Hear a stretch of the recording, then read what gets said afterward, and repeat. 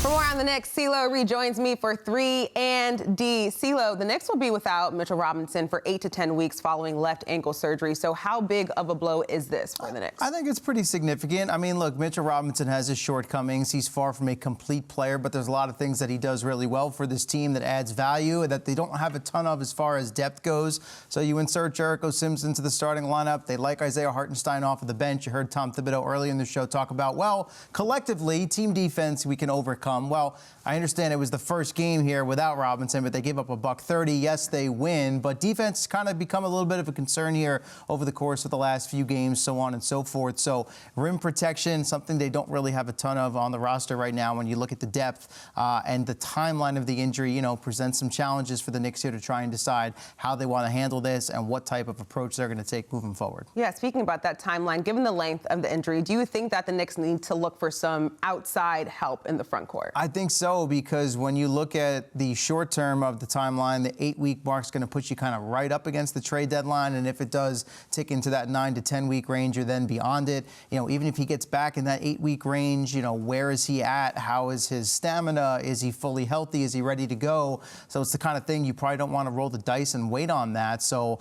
you know, we've talked a lot about this treasure trove of draft assets and picks the Knicks have, more so thinking about acquiring some sort of big time player, superstar, someone to add to this roster with eyes on getting further into the playoffs. Maybe it's not that type level player as far as a replacement or an upgrade here with the Mitchell Robinson loss, but adding to the depth that they have at that position could be something that would serve them well here as they head into 2024 and into the springtime. Yeah, you mentioned this before. The Knicks had to score 136 points to get the win. They gave up 130.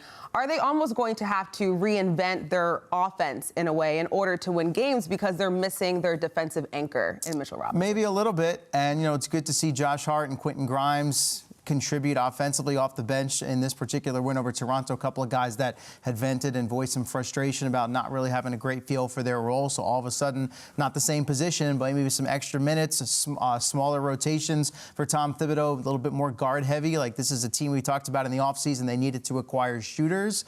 You know, maybe they don't have that guy with ice water in the veins shooter in a big spot, but they do have a lot of depth now as far as the guard position goes. So maybe some smaller lineups. That'll depend obviously on the opponent and the matchups that they're looking at, but right now they can only use what they have, and if they can get Grimes contributing off the bench, Hart doing his thing, and obviously the guys in the starting lineup continuing to play the way that they have, they could probably get by in the short term. Yeah, like Tom Thibodeau said, it's going to be a team effort. We'll see how that goes over the next 8 to 10 weeks. All right, CeeLo, thank you.